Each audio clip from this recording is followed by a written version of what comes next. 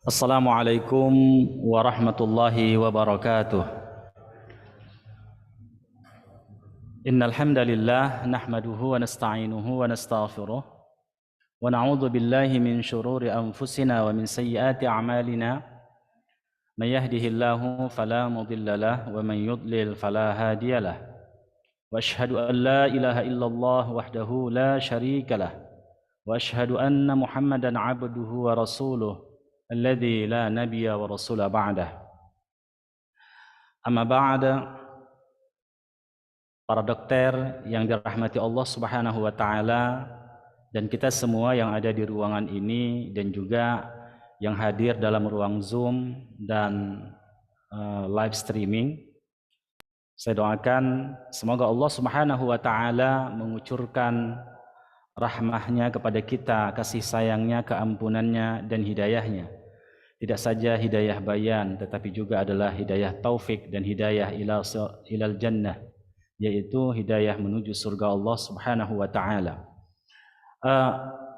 Hari ini kita akan melanjutkan kajian kita kepada kitab Tazkiyatun Nufus yang ditulis oleh Syekhul Islam Ibnu Taimiyah, atau kitab yang mengkompilasi pemikiran-pemikiran atau karya-karya Tazkiyatun Nufus dari Syekhul Islam Ibnu Taimiyah.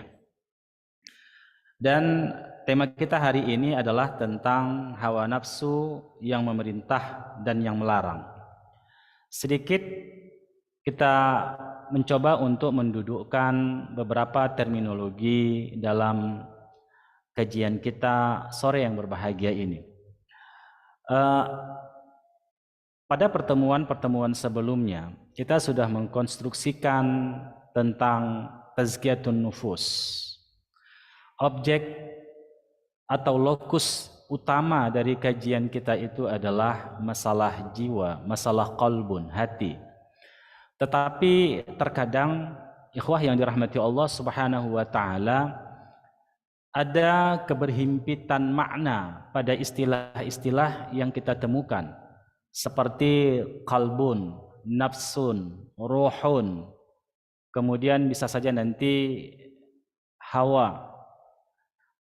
Pada hakikatnya ikhwah yang dirahmati Allah, nafs itu adalah seluruh totalitas hal-hal yang bersifat batin bagi manusia, dan terkadang juga bisa merepresentasikan semua dari personalitas atau diri manusia itu, apakah itu jasad maupun batin. Namun pada umumnya ketika dikatakan kataan nafs, itu adalah sebuah gambaran secara umum hal-hal yang bersifat batin, dan termasuklah di situ roh, termasuklah di situ hawa nafsu, termasuklah di situ adalah al-aqlu atau al-qalbu. Tetapi ikhwah yang dirahmati Allah Subhanahu wa taala, kadang-kadang pada penempatan tertentu orang menyebut dengan hawa, ada juga orang menyebut dengan an-nafsu. Kadang-kadang disatukan, yaitu hawa nafsu. Kalau kedua kata ini disatukan, maka artinya adalah daya pendorong manusia untuk melakukan semua aktivitas, atau kadang-kadang disebut juga sebagai syahwat. Ya. Sebahagian ulama mencoba memberikan sebuah batasan ya, untuk memudahkan kita memahami. Hawa itu adalah satu daya pendorong ketika manusia menginginkan sesuatu, menyukai sesuatu, itu termasuk kepada hawa. Apakah nanti dorongannya itu kepada kebaikan ataupun kepada keburukan? Tapi nanti akan kita bahas. Hawa itu lebih cenderung bersifat destruktif, berlebih-lebihan dalam segala hal. Insya Allah akan kita bahas pada pertemuan kita sore ini. Baik, silakan Ananda untuk dibaca kitabnya, biar Ustadz syarah nanti insya Allah sebagaimana biasa. Hawa nafsu yang memerintah dan yang melarang. Allah Subhanahu wa taala berfirman dalam surah Yusuf ayat 53. A'udzu billahi minasyaitonir rajim.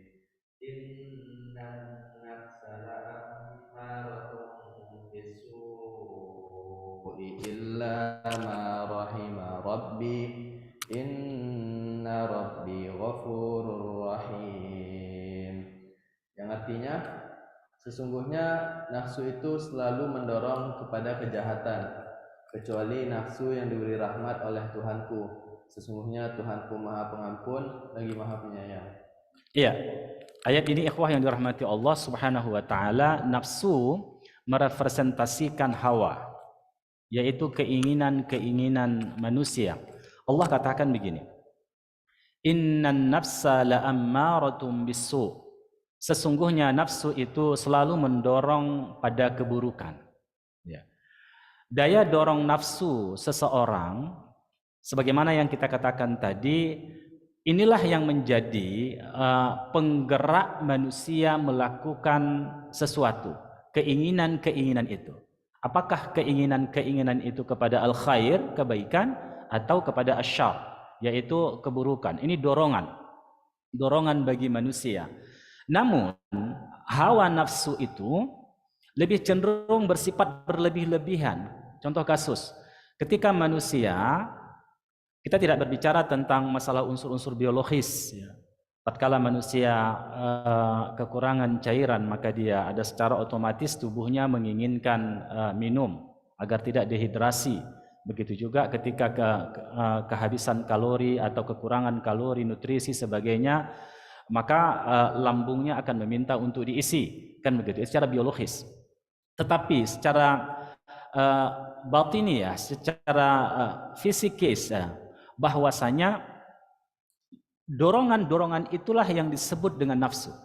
Ketika manusia menginginkan makanan misalnya, sesungguhnya kan manusia punya porsi makanan yang untuk membuat dia maslahat. Ada porsi-porsi tertentu agar dia tidak jatuh kepada penyakit, tidak berlebihan di dalam kalorinya dan seterusnya. Itu pada diri manusia. Namun nafsu tetap saja terus menginginkan. Misalnya kalau kita makan, porsi kita misalnya hanya 1 piring, maka didorong untuk 2 piring. Didorong lagi, masih enak makanannya, didorong lagi menjadi 3 piring. Seperti itu. Itu kecenderungan hawa nafsu. Demikian juga pada syahwat pada lawan jenis. Ya. Padahal dia sudah punya istri, mungkin 1, 2, 3, 4, tapi masih ada keinginan-keinginan yang lain, terus melakukan begitu. Ada yang halal, tapi nafsu terus mendorongnya untuk berlebihan. Pada awalnya memang nafsu itu adalah sesuatu yang positif bagi manusia. Memang diciptakan Allah, semua perangkat kemanusiaan kita untuk hidup, baik pada zahir maupun pada batin, itu adalah maslahat. Tetapi tetap saja ikhwah, ada potensi-potensi itu yang mendorong manusia tidak saja untuk memenuhi kebutuhannya, tapi berlebih dari kebutuhannya. Nah, itulah hawa nafsu. Akhirnya cenderung kepada keburukan. Seperti tadi, sudah ada istri yang halal misalnya, dia masih mencari sesuatu yang haram, mendorong untuk melakukan perzinahan. Sudah ada sesuatu yang misalnya dia sudah mendapatkan pekerjaan yang halal, tapi ingin mendapatkan harta yang lebih banyak, dia melakukan perbuatan-perbuatan yang dilarang oleh Allah dalam hubungannya mencari harta, yaitu menambah harta dengan pekerjaan-pekerjaan yang haram. Jadi ini adalah dorongan-dorongan hawa nafsu. Maka Allah katakan, innan nafsa la'ammaratun bisu, bahwasanya nafsu itu cenderung mendorong manusia kepada keburukan. Baik. Kecuali apa? Illa ma rahima rabbi, kecuali nafsu yang diberi rahmat oleh Allah Subhanahu wa taala. Jadi nafsu yang diberi rahmat oleh Allah Subhanahu wa taala itu nafsu yang bisa dikendalikan. Perangkat kita untuk bisa mengendalikan nafsu itu diberikan juga oleh Allah sebagai penyeimbang, yaitu al-aqlu, akal kita. Hal-hal yang bersifat rasional. Kita bisa mungkin menasehati keinginan-keinginan itu dengan mengatakan, kalau kita misal tadi makan berlebihan, hasil penelitian, riset kedokteran akan menghasilkan seperti ini penyakitnya. Kalau kita makan makanan yang berbahaya, walaupun itu enak misalnya kan, akan mendatangkan kanker dan seterusnya. Misalnya begitu, contoh sederhana saja. Ada akal yang mempertimbangkannya, tapi kadang-kadang akal ini bisa dikalahkan oleh keinginan itu. Ya sekali-sekali aja kata. Tapi sekali hari ini, sekali besok, sekali seterusnya menjadi habit bagi makanannya kan begitu. Akhirnya dia terjebak. pada satu penyakit. Itu contoh sederhana. Demikian juga pada hal-hal yang lain. Keinginan-keinginan yang lain. Dia sudah mendapatkan misalnya harta dari jalan yang halal tadi yang kita jelaskan tadi misalnya. Tapi dia ada keinginan-keinginan yang sebenarnya tidak primer bagi dia. Bahkan tidak juga menjadi sekunder. Tapi hanya tertier saja. Tapi untuk mendapatkan itu, dia tidak bisa dengan harta yang halal. Maka dia cari harta yang haram agar mendapatkan hal-hal tersebut. Bahkan tidak tertier saja. Ada kurang dari itu sekalipun karena dia ingin mengumpulkan harta. Maka dia melakukan hal-hal yang haram. Itu kadang-kadang ya, bukan kadang-kadang, tapi secara otomatis biasanya itu akal kecerdasannya akan menasehati keinginan-keinginan itu. Tapi sekali lagi akal kecerdasan itu bisa dikalahkan oleh keinginan nafsu yang bergelora tadi. Betapa banyak orang yang melakukan perzinahan misalnya disadarkan dengan akalnya kalau itu akan mendatangkan bahaya misalnya baik pada dirinya secara penyakit, secara psikis, mungkin juga secara sosial juga bisa berbahaya untuk dia, tetapi karena dorongan nafsu yang kuat tadi yang tidak terkendali, akal dikalahkan. Tapi karena itulah Allah Subhanahu wa taala tidak saja memberikan manusia untuk mengendalikan hawa nafsu itu hanya akal, tapi juga ada qalb, hati. Disitulah keimanan. Disitulah keimanan ikhwah yang dirahmati Allah Subhanahu wa taala. Maka orang-orang yang memiliki keimanan yang kuat, ketika dihadirkan pada dirinya dorongan nafsu untuk mendapatkan sesuatu, tetapi itu diharamkan oleh Allah, ada kesadaran. Ada kesadaran. Dan ini ikhwah berhubungan dengan tebal tipisnya iman seseorang. Kalau imannya tipis, iman juga terkalahkan oleh dorongan hawa nafsu tadi. Tapi kalau imannya kuat, imannya tidak hanya standar, tetapi betul-betul iman yang dipupuk dengan amal saleh, iman yang dipupuk dengan dengan ilmu, iman yang dicerahkan oleh wahyu, maka ikhwah yang dirahmati Allah Subhanahu wa taala akan terjadilah penolakan-penolakan dari keimanan itu terhadap dorongan-dorongan hawa nafsu itu. Akhirnya akal dan keimanan tadi bisa mengarahkan nafsu pada porsi yang maslahat untuk diri seseorang. Tapi terkadang ikhwah, mungkin ada pertanyaan bagi kita, ada orang-orang alim, orang-orang yang cerdas, tingkat keilmuannya Masya Allah luar biasa tinggi, ya kan, pada level yang sangat tinggi. Begitu juga mungkin pengetahuan keagamaannya, demikian juga amal salihnya. Tapi kok bisa terjebak? Kita lihat kepada dosa-dosa hawa nafsu. Itu tadi ikhwah yang dirahmati Allah. Kadang-kadang gelora hawa nafsu yang begitu kuat didorong lagi oleh syaitan yang menggoda manusia. Kadang-kadang mendatangkan syubhat lagi. Ini kan hanya dosa yang selain syirik. Antum kan bisa bertaubat kepada Allah Subhanahu wa taala. Ya kan, selain dosa syirik kan mudah bagi Allah untuk mengampunkannya. Ya udahlah, lakukan saja dulu, nanti bertaubat, istighfar dan sebagainya. Akhirnya terjebak kepada dosa itu. Akhirnya terjebak. Walaupun tadi memiliki amal salih yang kuat untuk menutup untuk mengukuhkan keimanannya, menambah keimanannya dengan ilmu juga, tapi terjebak. Kenapa? Ada syubhat. Ini kita bahas pada pertemuan yang lalu, bahwasanya banyak manusia tergelincir itu disebabkan oleh talbis iblis, disebabkan oleh syubhat-syubhat yang ada pada pemikirannya. Akhirnya sekali lagi terjebak kepada dosa. Illa ma rahima rabbi, kecuali rahmat dari Rabb. Ini sekali lagi kita ikhwah harus sadar diri kita. Walaupun kita orang yang cerdas pada level keilmuan yang tinggi, kemudian mudah-mudahan pada keimanan yang kuat, kita memiliki kajian-kajian keislaman, termasuk tazkiyatun nufus. Jangan pernah bertumpu pada diri sendiri. Tidak ikhwah. Sekali lagi bukti cukup banyak bagi kita orang-orang saleh, orang-orang alim tapi terjebak kepada dosa-dosa besar. Lalu di mana ikhwah? Lalu semua itu berada di dalam genggaman Allah Subhanahu wa taala kecuali orang-orang yang dirahmati oleh Allah. Oleh sebab itulah sekali lagi kita tidak bertumpu pada apa yang ada pada diri kita, keimanan kita, keilmuan kita, tapi bertumpulah kepada Allah. Kita bertawakal kepada Allah Subhanahu wa taala. Kita berdoa kepada Allah Subhanahu wa taala agar kita diselamatkan dari destruktifnya hawa nafsu kita. Baik. Silakan.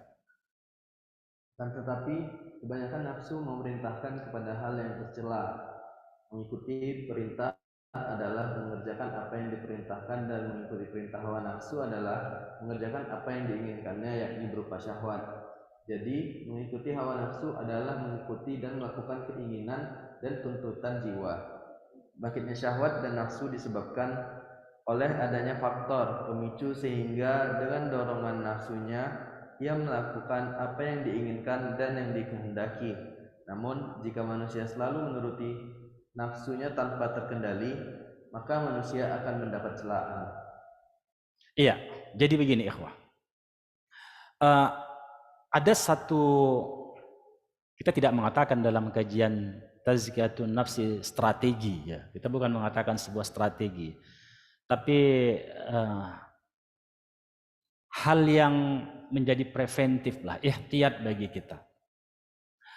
Walaupun tadi seseorang itu adalah orang alim, orang cerdas, kemudian dia adalah orang yang beriman kepada Allah, bahkan dia orang saleh dengan melakukan amal-amal kesalihan. Tetapi sekali lagi ada hal yang penting yang harus disadarinya. Apa itu? Ketika kita bertawakal kepada Allah Subhanahu wa taala dalam masalah mengendalikan hawa nafsu kita, dan tidak saja ini tapi semua hal ya, kita harus bertawakal kepada Allah. Namun ada hal-hal yang harus kita perhatikan juga selain ketawakalan itu. Apa itu? Preventif. Manusia akan cenderung bisa terjebak kepada kemaksiatan. Itu karena dia berada di sekitar kemaksiatan. Selain tadi ada syubhat pada pemikirannya, ada syubhat ya pada pemikirannya, tetapi juga kesempatan dia untuk melakukan itu. Oleh sebab itulah maka kita jangan terlalu percaya diri terhadap diri sendiri tatkala kita berada di sekitar hal-hal yang diharamkan. Kalau orang berada di masjid, nggak mungkinlah dia akan terjebak kepada perzinahan di masjid itu. Kan begitu. Tetapi ketika orang itu berada pada tempat yang di situ adalah tempat-tempat pelacuran, tempat-tempat perzinahan, sangat besar kemungkinan dia akan terjebak ke situ. Karena ada celah di situ yang memungkinkan dia untuk terjebak. Nah, jadi ada pintu-pintu yang harus ditutup oleh seorang mukmin itu. Dia jangan mencoba mendekati pintu-pintu itu. Jangan mencoba mendekatinya. Kenapa ikhwah yang dirahmati Allah? Bisa saja ikhwah. Kadang-kadang ada ada satu momentum itu yang membuat kehilangan kesadaran bagi dia terhadap akses keilmuannya. Akhirnya dia berada di depan pintu itu, apalagi syubhat, hanya melihat saja. Dari membuka pintu itu akhirnya dia hanya coba melangkah saja. Dari melangkah dia coba untuk hanya melihat kepada hal-hal berikutnya. Akhirnya terjebak kepada perzinahan. Tapi coba dia tidak mendekati itu. Ya kan, tidak mendekati tempat-tempat perzinahan, tidak mendekati wasilah-wasilah atau media-media yang menghantarkan dia pada perzinahan, maka dia tidak akan terjebak ke situ.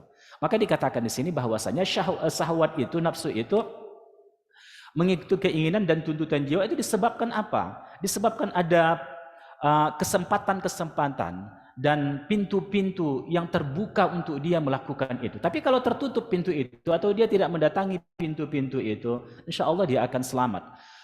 Karena itulah ikhwah yang dirahmati Allah Subhanahu wa taala, sekali lagi kita nggak boleh percaya diri dengan perangkat keilmuan kita yang cukup standar itu, dengan amal salih kita, dengan keimanan kita mendatangi kemaksiatan dan kita akan mengatakan kalau kita akan selamat dari pengaruh-pengaruh mereka. Tidak akan bisa ikhwah yang dirahmati Allah. Ada momentum nanti di mana kelupaan kita, kehilangan akses kesadaran kita kepada ilmu kita, kepada keimanan kita, disitulah kita terjebak. Apalagi datang syaitan yang untuk mendorong, masuk lagi syubhat tadi kan, terjebaklah kita kepada dosa itu. Baik. Rasulullah Shallallahu Alaihi Wasallam bersabda, salatun muhlikat wa hawan muttaba'un wa ijabul mar'i binafsihi wa salatu munjiyat khasyatullah fi sirri wal alaniyah wal qasdu fil faqri wal ghina wa kalimatul haqqi fil ghadabi war ridha, yang artinya 3 perkara yang membinasakan, yaitu bakhil yang ditaati, hawa nafsu yang diperturutkan, dan kekaguman seseorang terhadap dirinya sendiri. Dan 3 perkara yang dapat menyelamatkan, yaitu takut kepada Allah dalam keadaan sembunyi-sembunyi atau terang-terangan, sederhana dalam keadaan miskin maupun dalam keadaan kaya, dan berkata benar di waktu marah maupun di waktu senang. Ya, ini sebuah ajaran yang sangat penting bagi kita dari Nabi kita Sallallahu Alaihi Wasallam. Ada 3 hal yang biasa mencelakakan manusia, yaitu syuhun muta', bakhil yang diikuti, yang dituruti. Bakhil, kikir, tidak mau berbagi, itu kan antisosial sebenarnya. Dia tidak peduli kepada lingkungannya, walaupun lingkungan terdekat. Itu orang bakhil itu. Ada orang bakhil terhadap ilmunya. Walaupun dia punya ilmu untuk membantu saudaranya, karena kebakhilan tadi, maka dia tidak berbagi. Karena bagi dia investasi untuk mendapatkan ilmu itu kan cukup besar. Waktu lagi, capeknya lagi, uang lagi, kan begitu. Dia nggak mau berbagi ilmu. Itu adalah bakhil dalam ilmu. Apalagi kalau ilmu itu adalah ilmu-ilmu agama, ilmu-ilmu din. Yang kedua, bakhil di dalam harta. Orang yang bakhil terhadap harta itu tadi akan menutup dirinya terhadap lingkungannya, lingkungan atau sosialnya. Dia akan menutup celah pada hatinya untuk simpati dan empati kepada masyarakat, terutama orang-orang yang kekurangan ekonomi. Kenapa? Orang yang bakhil itu pasti memiliki sifat ketamakan. Dan sifat ketamakan itu adalah orang yang betul-betul diperbudak oleh hawa nafsunya. Itu pada bagian yang kedua nanti. Diperbudak oleh hawa nafsunya. Jadi orang yang bakhil itu tidak saja tadi memperturutkan hawa nafsunya, tapi kepicikan di dalam berpikir. Dan juga ditambah lagi bahwasanya orientasi kehidupannya itu terbatas dinding dunia. Padahal kita orang yang beriman, sudut pandang kita terhadap hidup ini bukan hanya untuk dunia saja. Tapi kita meyakini dengan keimanan yang sedikit pun tidak meragukan kita, kehidupan dunia ini hanya sebuah fase kehidupan. Setelah kita diciptakan oleh Allah ruh kita, lalu ruh itu ada fase berikutnya, kita masuk dalam rahim ibu kita, kemudian ada fase dunia, di mana kita diuji oleh Allah Subhanahu wa taala. Baru ada fase berikutnya, yaitu pintunya hari akhirat, alam barzakh, baru alam mahsyar, yaitu hari akhirat. Jadi ikhwah yang dirahmati Allah, itu saling berkait. Memang sederhana kita melihat ada orang kikir, kan begitu kan. Padahal kekikiran itu menjelaskan representasi dari banyak penyakit yang ada pada dirinya. Itu orang pelit itu. Dan dia tidak tahu hakikat harta, dia tidak tahu hakikat rezeki, dan dia tidak tahu tentang orientasi hidupnya. Padahal kalau dia berbagi, sebagaimana yang dikatakan oleh Nabi kita Sallallahu Alaihi Wasallam, tidak ada orang yang fakir kalau dia menjadi orang pemurah, kalau dia bersedekah, justru itu akan mendatangkan rezeki berikutnya, akan mendatangkan rezeki dan rezeki berikutnya. Itu orang yang pemurah. Tapi kalau bakhil justru menutup pintu-pintu rezeki bagi dirinya. Baik ikhwah yang dirahmati Allah Subhanahu wa taala, itu yang pertama, kebakhilan. Yang kedua, hawan muttaba', yaitu hawa nafsu yang diperturuti. Itu tadi kita tahu sebagaimana Allah gambarkan kepada kita bahwasanya innan nafsa la'ammaratun bisu'. Jiwa itu atau hawa nafsu itu cenderung untuk berlebih-lebihan, cenderung bersifat destruktif, cenderung membawa manusia kepada keburukan. Oleh sebab itu kita tidak bisa memperturutkan hawa nafsu, mesti dijaga oleh akal kita, dijaga oleh hati dan keimanan kita untuk mengendalikannya. Jadi bukan hawa nafsu yang mengendalikan kehidupan kita, bukan hanya keinginan itu, tetapi yang mengendalikan itu adalah akal dan keimanan kita, di mana keimanan dan akal itu dalam bimbingan wahyu Allah Subhanahu wa taala. Kemudian yang berikutnya adalah i'jabul mar'i bi nafsihi, yaitu kekaguman seseorang kepada dirinya, ujub. Ini ujub ini. Nah, ini ujub ini ikhwah yang dirahmati Allah, dia merasa dirinya adalah the best, orang yang terbaik. Dan dia merasa bahwasanya dia diberikan karunia besar oleh Allah Subhanahu wa taala, lalu dia membanggakan itu. Membanggakan itu, padahal pada hakikatnya apapun yang ada pada diri kita itu bukanlah milik diri kita. Kesuksesan itu bukan milik kita. Buktinya ada orang yang sukses akhirnya menjadi stagnan. Ada orang yang kaya akhirnya menjadi bangkrut. Kan begitu kan? Artinya apa? Ikhwah yang dirahmati Allah Subhanahu wa taala, sesuatu yang bisa kita banggakan. Biasanya kan orang ujub itu Allah memberikan karunia kepadanya lebih dari orang lain, maka dia menjadi ujub. Tapi kalau dia misalnya kurang dari orang lain, pastilah dia tidak ujub. Tapi kalau dia diberikan Allah karunia yang lebih dari orang lain, maka potensial menjadi ujub. Dan ujub itu juga nanti pintu-pintu berikutnya. Dari ujub, masuklah ria. Ria sudah masuk kepada kesyirikan, yaitu walaupun dia syirik asghar, namun ria itu nanti termasuk dosa-dosa besar. Akhirnya dari ria muncullah takabur. Takabur. Jadi sombong, sementara sombong itu sendiri tidak berhak dimiliki oleh seorang makhluk. Dan Allah katakan dalam hadis qudsi, ya, Nabi katakan, ridha Allah, kesombongan itu adalah ridha Allah, selendang Allah Subhanahu wa taala, tidak layak hamba menggunakannya. Bahkan nanti kalau sudah pada sifat takabur, maka dia batarul haq, dia akan menolak kebenaran. Dia tidak mau dinasehati, tidak mau diceramahi, tidak mau membuka akses nasihat-nasihat orang lain. Jadi seperti itu ikhwah. Akhirnya apa? Batarul haq, dia akan menolak kebenaran. Karena dia menganggap tadi apa yang ada pada dirinya itulah kebaikan. Dan standar kebenaran itu akhirnya adalah pada dirinya. Maka muncullah kesombongan itu. Dan dia tidak mau merubah dirinya. Karena tadi memang orang yang takabur itu adalah, kata Nabi kita, batarul haq, akan menolak kebenaran-kebenaran yang datang pada dirinya. Jadi di situ ikhwah yang dirahmati Allah Subhanahu wa taala. Kemudian ada 3 yang menyelamatkan manusia. Pertama apa? Khasyatullah fi syarri, takut kepada Allah. Jadi khasyatullah ini ikhwah sangat efektiflah mengendalikan hawa nafsu kita. Sangat efektif sekali karena takut kepada Allah, takut ancaman Allah. Kenapa seseorang itu takut kepada Allah Subhanahu wa taala? Karena dia, dan ini tidak berdiri sendiri, pasti ada keilmuan yang mendasarinya kenapa dia takut. Ya, kenapa dia takut kepada Allah Subhanahu wa taala? Karena dia paham tentang sifat-sifat Allah. Allah itu sami' dan basir. Allah itu maha mendengar dan maha melihat. Tidak ada yang tersembunyi bagi Allah. Dimanapun dia berada, Allah selalu melihatnya. Dan tidak pernah absen melihatnya. Apapun yang dia lakukan, malaikat selalu mencatatkan semua apapun yang diucapkannya dan apapun yang diperbuatnya. Selalu dicatatkan oleh malaikat dan tidak pernah absen, tidak pernah keliru dari catatan-catatan itu.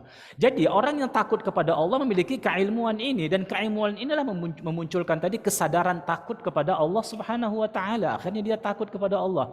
Bukan hanya itu ikhwah, dan dia memahami wahyu-wahyu Allah bahwasanya Allah itu maha adil. Allah akan menerapkan hukuman iqab bagi orang-orang yang melakukan kemaksiatan, dan tempat terburuk itu adalah neraka. Jadi ikhwah yang dirahmati Allah Subhanahu wa taala, makanya tadi khasyatullah itu tidak saja berdiri sendiri pada takut itu sendiri, tidak, tapi didasari oleh keilmuan. Oleh sebab itulah maka ikhwah sangat sukarlah takut bagi orang-orang yang tidak memiliki keilmuan terhadap Rabbnya, terhadap agamanya. Jadi kemudian yang berikutnya adalah wa fis sirri wa alaniyah, yaitu dia takut kepada Allah baik secara sembunyi-sembunyi maupun secara terang-terangan. Bagi kita ikhwah, kalau secara terang-terangan ya Ada pendorong-pendorong bagi kita untuk tidak melakukan kemaksiatan, takut dicerca, dicibir oleh orang, takut itu dan takut ini, takut hukuman dan seterusnya. Tapi pada sembunyi-sembunyi inilah, maka tingkat keimanan kita dilihatlah ketika kita sedang berada pada kesendirian. Coba lihat, kalau kita bisa, ikhwah, mengendalikan hawa nafsu kita, mengendalikan pikiran-pikiran buruk kita, mengendalikan semua perilaku-perilaku tercela kita pada kesendirian itu, apatah lagi ketika tidak ada orang mengenal kita. Kan walaupun di keramaian tidak ada orang yang mengenal kita, kita jauh safar entah kemana, mungkin bahasanya beda, kulitnya sudah berbeda. Kalau ada orang bisa terus memproteksi dirinya, takut kepada Allah Subhanahu wa taala, maka itu satu alamat yang wajib dia syukuri, betul-betul dia syukuri. Kenapa? Karena keimanannya punya samarah. Imannya itu sudah punya buah. Baik. Kemudian wal qasdu fil faqri wal ghina. Orang itu tetap sederhana, baik dalam keadaan fakir maupun sudah kaya, tidak berlebih-lebihan dia. Dia hanya membelanjakan hartanya kepada sesuatu yang dibolehkan oleh syariat. Dia mendistribusikan harta itu kepada hal-hal yang diperbolehkan oleh syariat.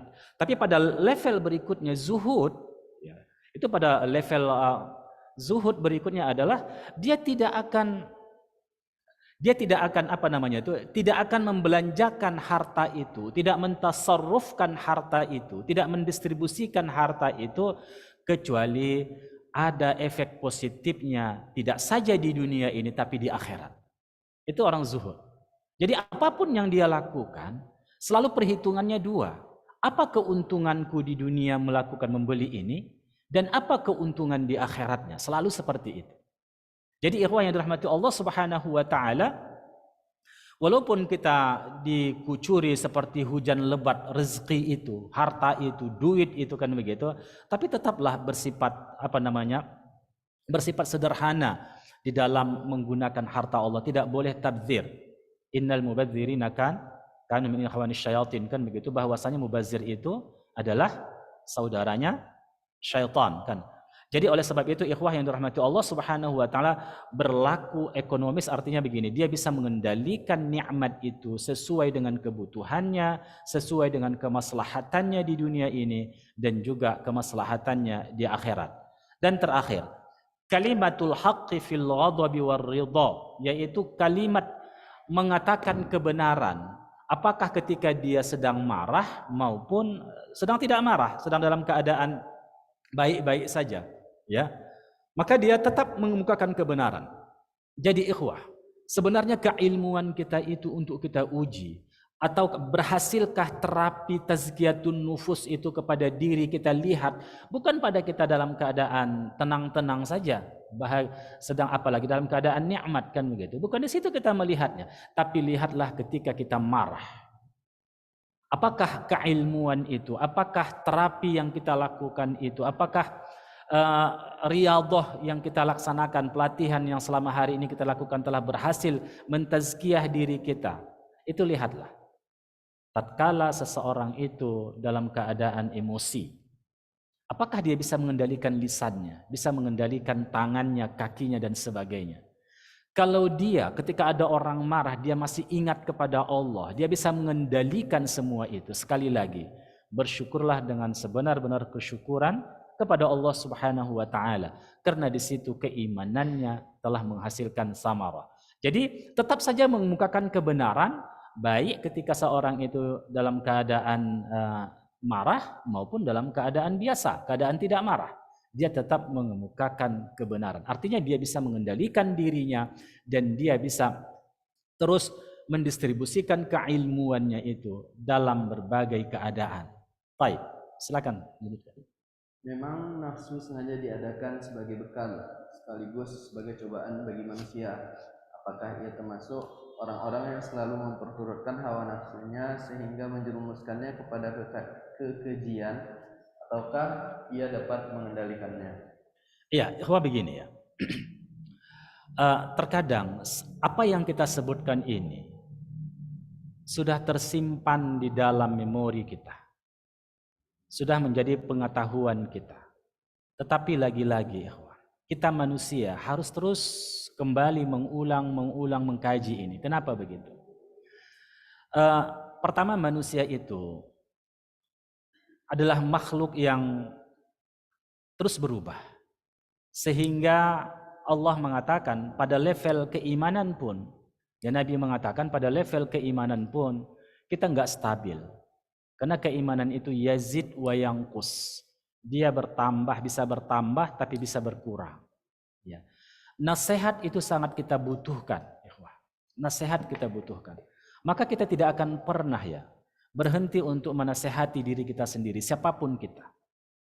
Apakah dengan bacaan kita yang menasehati kita, ataukah ada orang yang menasehati kita, siapapun dia. Tapi pada intinya kita harus dalam bimbingan dan nasihat itu. Dan nasihat yang terbaik itu adalah wahyu Allah Subhanahu wa taala. Tidak ada nasihat yang lebih baik melebihi nasihat itu. Karena yang memberikan nasihat itu adalah pencipta semesta ini. Tidak saja pencipta badan, semua unsur-unsur biologis kita, tapi juga pencipta hal-hal yang bersifat batin kita. Bahkan menciptakan nafsu itu adalah Rabb kita, Allah Subhanahu wa ta'ala. Itulah yang memberikan nasihat kepada kita dengan wahyunya. Maka itulah nasihat-nasihat yang paling baik. Oleh sebab itulah, maka tidak ada selesainya kaji tazkiyatun nufus itu. Sampai mati kita membutuhkan kajian ini. Kadang-kadang kita sudah tamat satu kitab, kita baca kitab yang lainnya. Karena memang butuh kita. Hari ini kita tercas lah namanya. Seperti baterai kita kan, hari ini kita charge lah.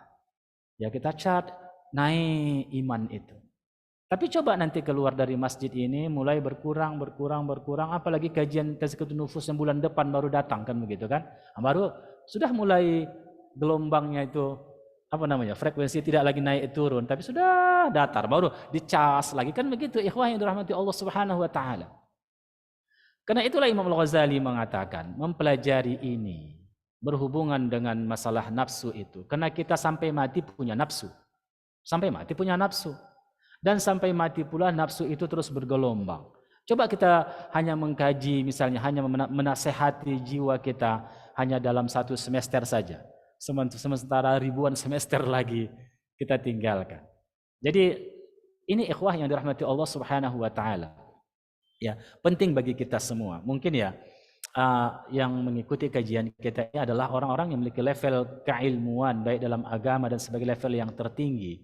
Kan begitu. Tapi tetap saja kita butuh nasihat-nasihat dari para ulama kita. Apalagi ini nasihat orang yang betul-betul telah membuktikan dirinya bisa mengendalikan hawa nafsunya, yaitu Syekhul Islam Ibnu Taimiyah. Kita tahu bagaimana kesalihan beliau, bagaimana istiqomahnya beliau, sampai dia wafat itu di penjara kan begitu kan, untuk mempertahankan kebenaran yang diyakininya. Sampai begitu ikhwah yang dirahmati Allah SWT.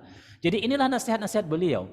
Maka Ibnu Qayyim Al-Jauzi, Imam Az-Zahabi dan yang lain-lainnya murid dari Syekhul Islam Ibnu Taimiyah. Antum tahu kan Ibnu Qayyim betapa luar biasa itu kan karya-karya beliau itu. Miftah Daris Sa'adah kita lihat, tentang fawaid, macam-macam kitab yang beliau tulis. Itu tentang apa? Tentang tazkiyatun nufus. Tapi ketika dia galau, dia datang ke mana? Dia datang kepada Syekhul Islam Ibnu Taimiyah minta nasihat, kan begitu kan? Minta nasihat kepada Syekhul Islam Ibnu Taimiyah. Oleh sebab itulah maka kitab ini adalah kitab yang semoga Allah memberkahi juga untuk kita semua ya. Baik. Masih ada waktu? Masih ya? Silakan tambah sedikit lagi. Lanjut poin 6. Iya, silakan poin ke-6. Selanjutnya, bagaimana jiwa dapat suci? Jiwa dapat menjadi suci dengan meninggalkan segala larangan Allah dan melaksanakan perintahnya. Allah Subhanahu wa taala berfirman dalam surah Asy-Syams, A'udzu billahi minasyaitonir rajim. Qad aflaha man zakkaha. Sungguh beruntung orang yang menyucikan jiwa itu. Dan pada surah Al-A'la Allah juga berfirman, Qad aflaha man tazakka. Sungguh beruntung orang yang menyucikan diri dengan beriman. Iya. Baik. Ikhwah yang dirahmati Allah Subhanahu wa taala. Sederhana sekali konsepnya. Menyucikan dua itu hanya dengan dua hal yang harus hadir pada diri kita. Pertama, kita meninggalkan semua apa yang Allah larang. Karena semua yang dilarang itu pastilah keburukan. Tidak ada yang dilarang oleh Allah di dalam wahyunya dan juga di dalam sunnah Rasulullah wahyu ghairu matslu itu, kecuali itu adalah keburukan. Artinya itu pasti kalau dilakukan oleh seseorang pasti akan mendatangkan efek negatif pada dirinya. Tidak saja dunianya tapi juga ukhrawinya. Apapun bentuk larangan itu pasti akan mendatangkan semua itu. Kemudian ikhwah yang dirahmati Allah Subhanahu wa taala, maka ketika seseorang walaupun dia melakukan ketaatan tapi dia tetap melakukan kemaksiatan, akhirnya seperti ini, seperti orang yang minum misalnya. Orang yang minum, hati itu wadah, seperti gelas.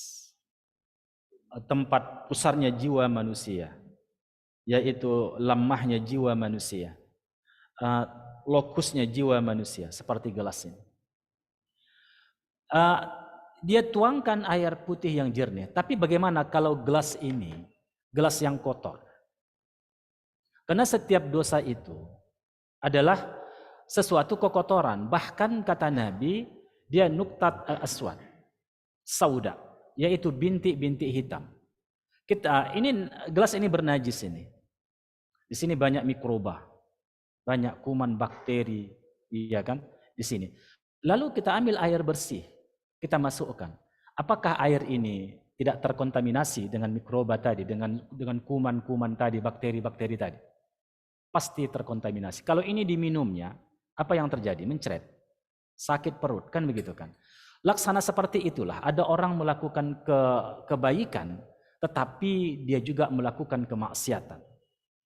Bercampurlah di situ.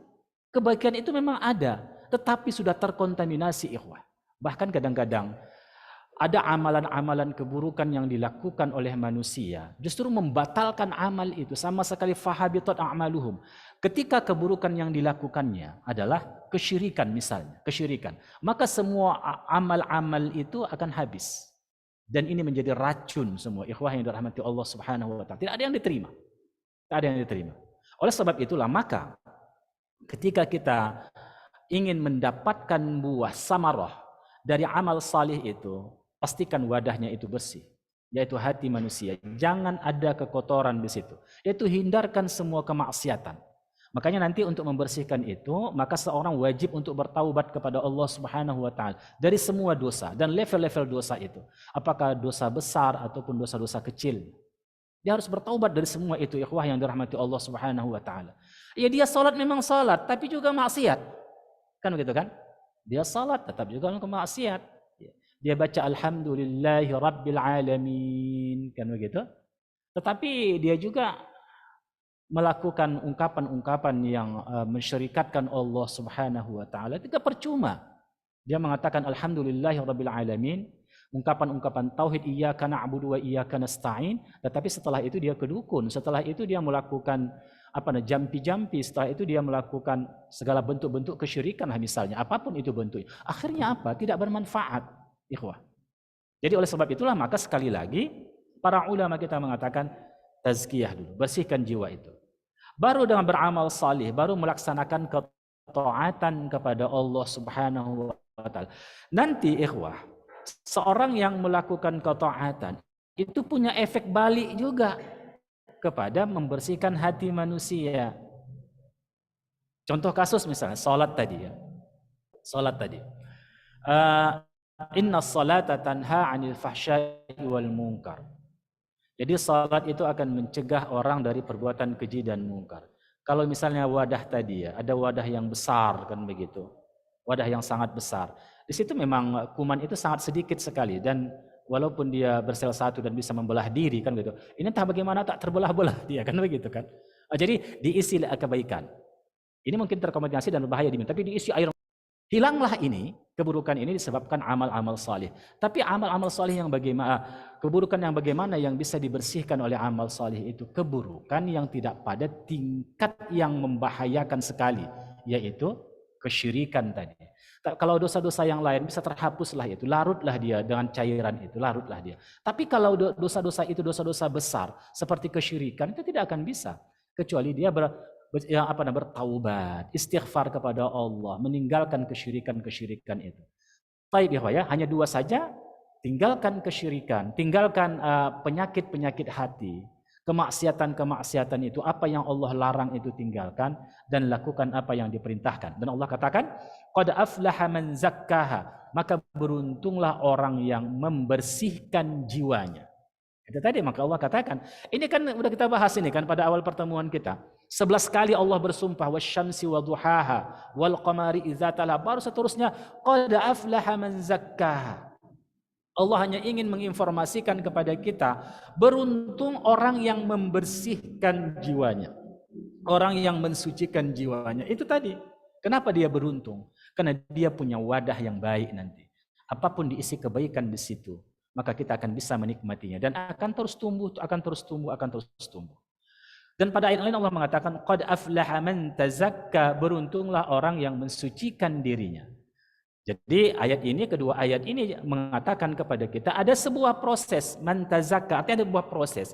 Kita ini disyariatkan untuk berikhtiar mensucikan jiwa itu. Kita tidak hanya pasrah saja. Kan begitu kan? Tapi ada ikhtiar, usaha-usaha kita. Ikhtiar itu dalam bahasa Arab artinya pilihan-pilihan. Allah tawarkan banyak hal di muka bumi ini, kita pilih. Kan begitu kan? Tidak kita tinggalkan semua, tapi kita pilih. Jadi di dalam usaha-usaha itu kita lakukan upaya-upaya membersihkan. Ada upaya. Upaya yang pertama itu adalah dengan ilmu. Pastilah dengan ilmu. Dan sekali lagi kami ingin mengingatkan kepada kita bahwasanya dinul Islam ini, agama Islam ini, syariat Islam ini dibangun dengan keilmuan. Oleh sebab itulah maka ayat yang pertama turun itu adalah kita disuruh untuk meneliti, kita disuruh untuk menganalisis, kita disuruh untuk membaca semesta ini, membaca wahyu-wahyu Allah. Iqra bismi rabbikal ladzi khalaq. Jadi tazkiyatun nufus harus memiliki dengan tingkat keilmuan. Bahkan terkadang punya korelasi tingkat keilmuan seseorang dan proses membersihkan jiwa itu. Itu memiliki. Jadi ada orang levelnya yang bisa dibersihkannya hanya kotoran-kotoran besar, tapi ada pada level berikutnya tidak saja kotoran yang besar, tapi ada partikel yang lebih kecil dari sebelumnya bisa dihapuskan.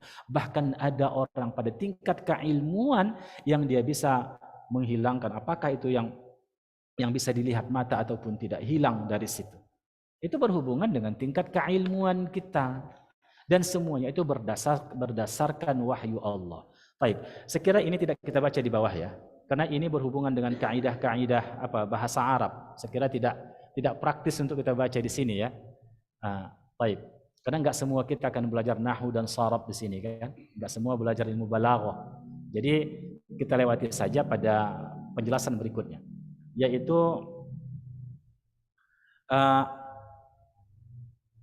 ayat dari surah An-Nur ayat 28.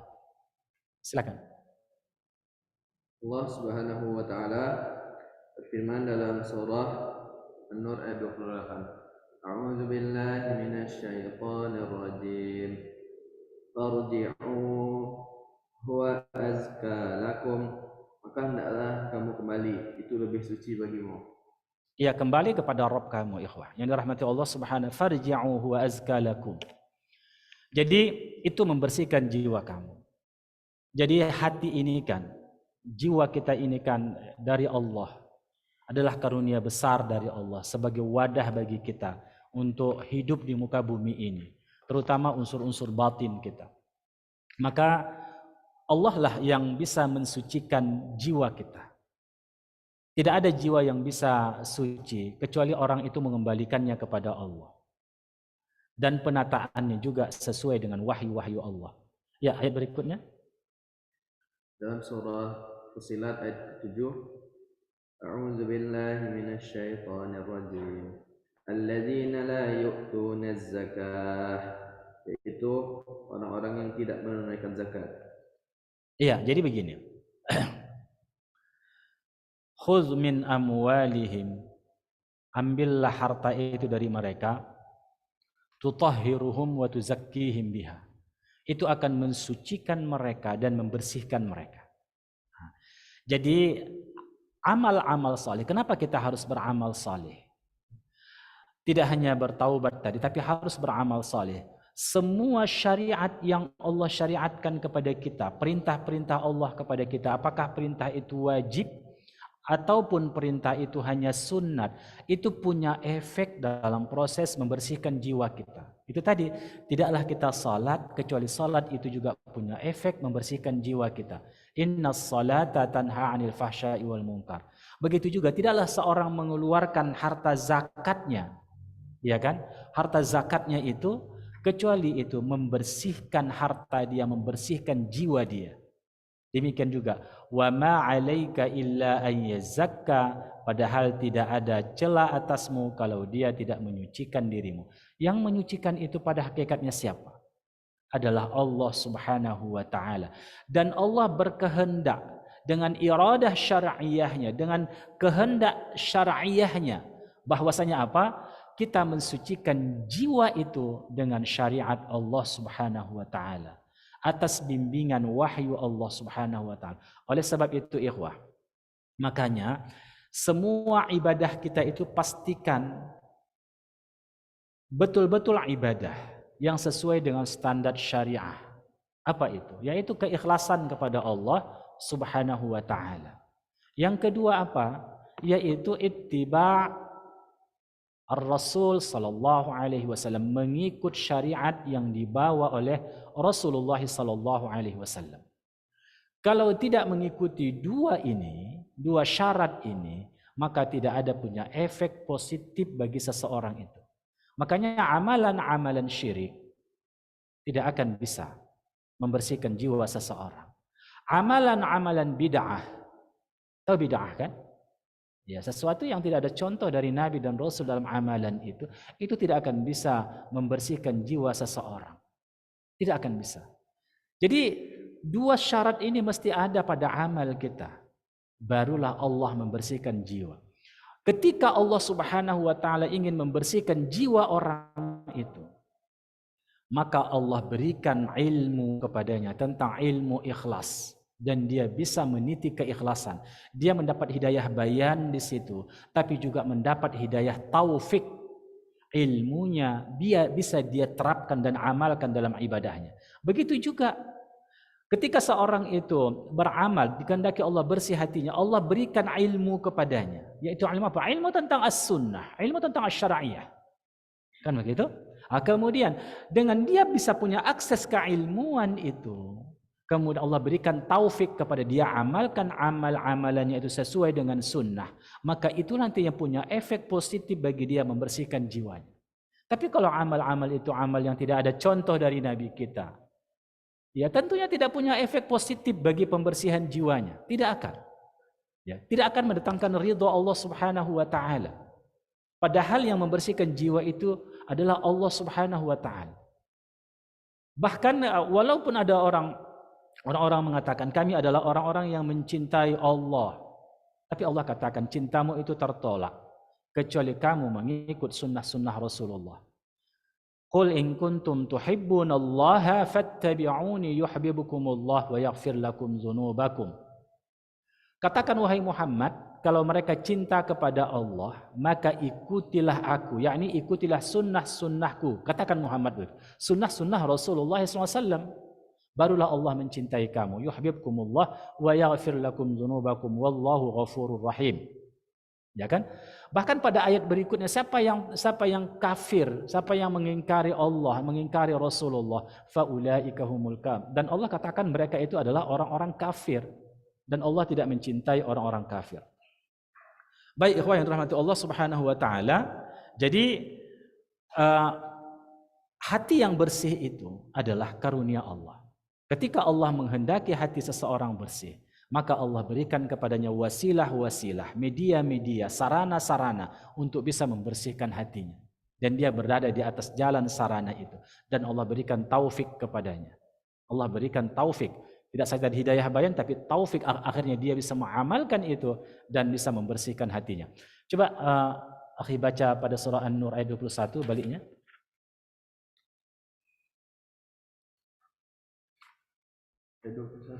Ya. Walaula baca.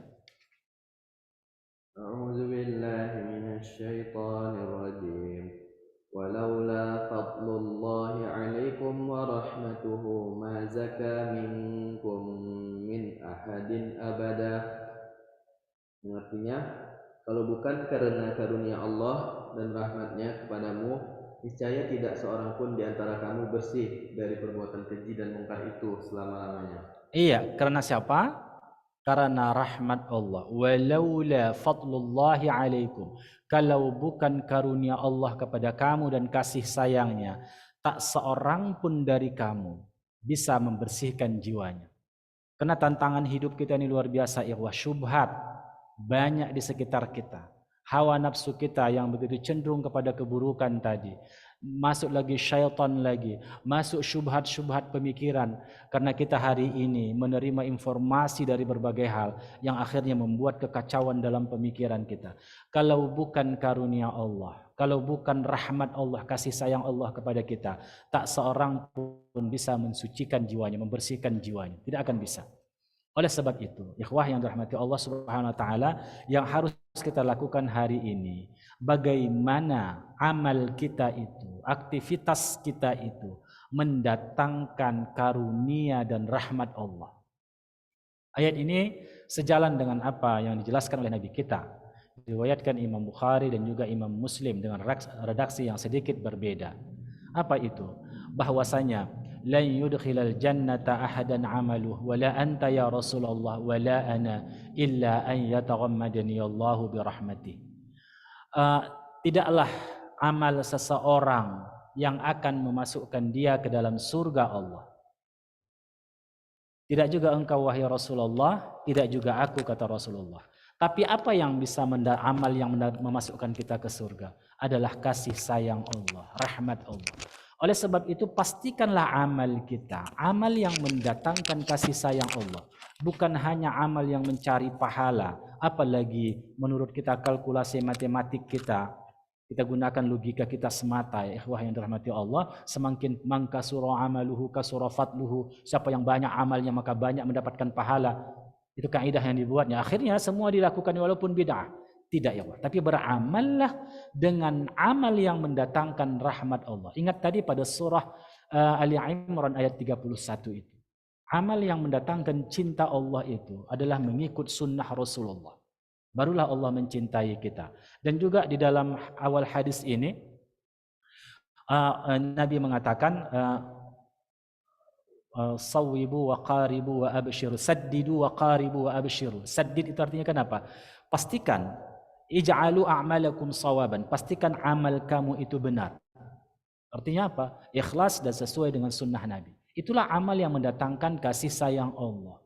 Bukan amal yang kita ciptakan sendiri, yang menurut logika kita tidak. Dan ikhwah, walaupun sedikit amal itu, tapi ikhlas dan mencocoki sunnah Rasulullah, Allah akan memberikan rahmat kepada para pelakunya. Dan itulah proses-proses berikutnya. Allah akan men-setting takdir dia, jalan hidup dia, ya, untuk mensucikan jiwa dia. Akhirnya dia hidup dalam hayatan thayyibah. Kehidupan yang baik, hayatan sa'adah, yaitu kehidupan yang bahagia. Saya kira demikian saja kaji kita pada sore yang berbahagia ini.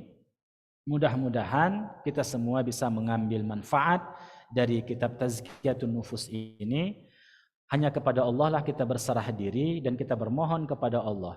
Semoga Allah mengucurkan lebih banyak kepada kita hidayah irsyad dan hidayah bayannya.